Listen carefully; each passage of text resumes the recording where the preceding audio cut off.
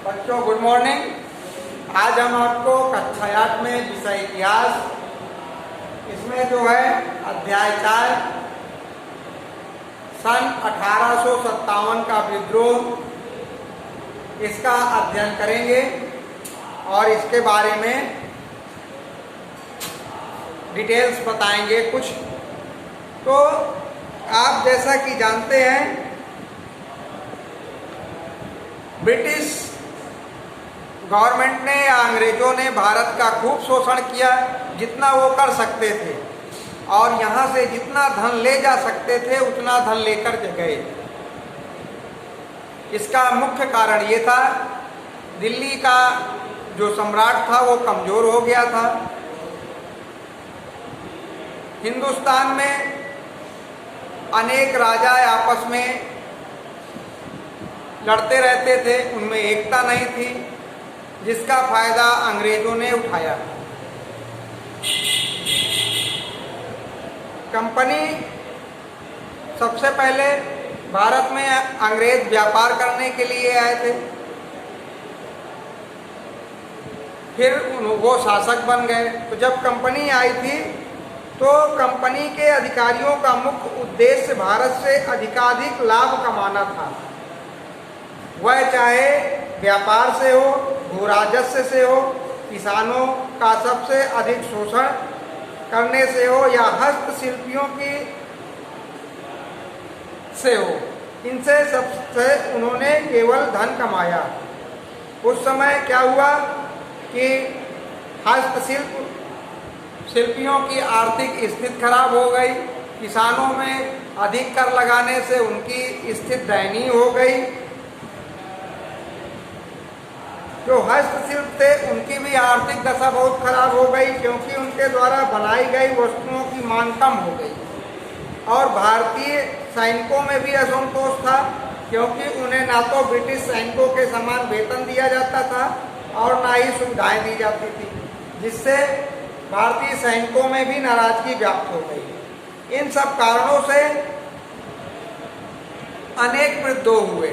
विद्रोह होना तो शुरू हो गया था 1765 ईस्वी से, और यह लगातार 1865 ईस्वी तक चलता रहा, लगभग पूरे 100 साल।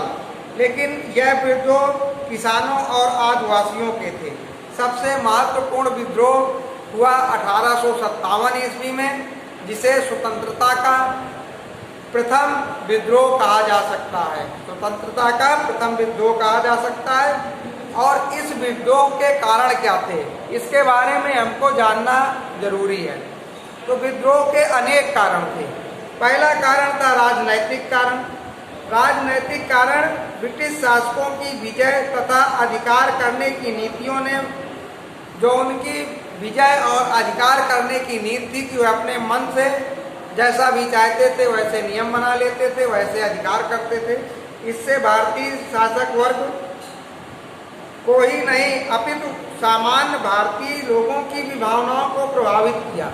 जो शासक वर्ग था पुराना, उन्हें ही नहीं, जो भारतीय लोग थे, भारतीय जनता थी, उनको भी प्रभावित किया। कैसे प्रभावित हुए?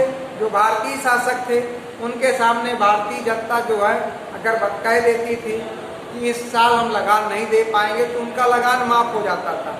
लेकिन अंग्रेजों के समय में अगर किसान ऐसा कह देते थे तो उनको जेल हो जाती थी, या तो लगान दुगना कर दिया जाता था। इस प्रकार एक एक करके विभिन्न राज्यों को ब्रिटिश साम्राज्य में मिला लेने के कारण उन राज्यों के मंत्रियों, दरबारियों, अधिकारियों तथा सैनिकों की नौकरी छिन गई। उनकी आजीविका का भी कोई साधन शेष नहीं रह गया। तो धीरे धीरे राजनीतिक कारण भी थे असंतोष के, जिसके कारण 1857 का विद्रोह हुआ। उसके बाद आर्थिक कारण, दूसरा कारण था आर्थिक कारण। शासकों के असंतोष के अतिरिक्त बड़ी संख्या में जागीरदारी के अधिकार समाप्त होने के कारण लगभग 20,000 जागीरदारों की भूमि केवल दक्कन में ही गवर्नर जनरल डलहौजी के शासन में छीन ली गई थी। दक्कन के 20,000 जमींदारों की जो भूमि थी वह लॉर्ड डलहौजी के द्वारा छीन ली गई थी। लॉर्ड विलियम बेंटिंग के काल में भी बहुत से जमींदारों के भूमि के अधिकार छीन लिए गए। अवध में भी उनके धनाढ्य तालुकोदारों से भूमि के स्वामित्व छीन लिए गए, जिससे वो निर्धन हो गए और 1857 की क्रांति की चिंगारी उठी। ये आर्थिक कारण था। और तत्कालीन कारण क्या था? जो 1857 के बारूद में आग लगाने का काम किया, वह कारण था सेना में नई इनफील्ड राइफलें लाई गई, जिनके कारतूस पर पशुओं की चर्बी लगाई गई थी। कारतूसों को खोलने के लिए दांतों का प्रयोग करना पड़ता था। इसका विरोध हिंदू और मुसलमानों दोनों ने किया। ब्रिटिश अधिकारियों ने भारतीय सैनिकों को ऐसा करने के लिए विवश किया, जिसके विरोध में भारतीय सैनिकों ने 1857 की क्रांति का बिगुल फूंक दिया और 1857 की क्रांति प्रारंभ हो गई। सैन्य कारण अंग्रेजी सेना में अनेक भारतीय सैनिक भी थे, लेकिन उनको ना तो अंग्रेजों के बराबर वेतन दिया जाता था और ना उनको सम्मान दिया जाता था। अंग्रेजी सेना में उनको हेय दृष्टि से देखा जाता था और उन्हें अपमानित किया जाता था, जिसके कारण भी 1857 की क्रांति का आगाज हुआ। उसके बाद सामाजिक कारण भी था। पाश्चात्य संस्कृत तथा ब्रिटिश शासन नीतियों का प्रभाव संपूर्ण भारतीय समाज के लिए घातक सिद्ध हुआ। विधवा पुनर्विवाह, सती प्रथा की समाप्ति, ये तो सामाजिक बुराइयां थी। इनको तो भारतीय बुद्धिजीवियों और अंग्रेजों ने समाप्त किया, लेकिन जो भारतीय जनमानस था वो इसके विरुद्ध था। हिंदुओं द्वारा ईसाई धर्म अपनाने पर भी उनकी संपत्ति के अधिकार बने रहेगा। अगर कोई हिंदू ईसाई धर्म अपना लेता था तो उनको उनकी संपत्ति का अधिकार बना रहता था। अगर वो ऐसा नहीं करता था तो उसके संपत्ति छीन ली जाती थी। जैसे सामाजिक सुधार के उपाय, देसी शिक्षा के स्थान पर पाश्चात्य शिक्षा को प्रोत्साहन आदि, ये कारण थे, सामाजिक कारण थे, जिससे समाज में भी अंग्रेजों के खिलाफ असंतोष व्याप्त हो गया और 1857 की क्रांति हुई। 1857 की प्रमुख घटनाएं हैं। इसको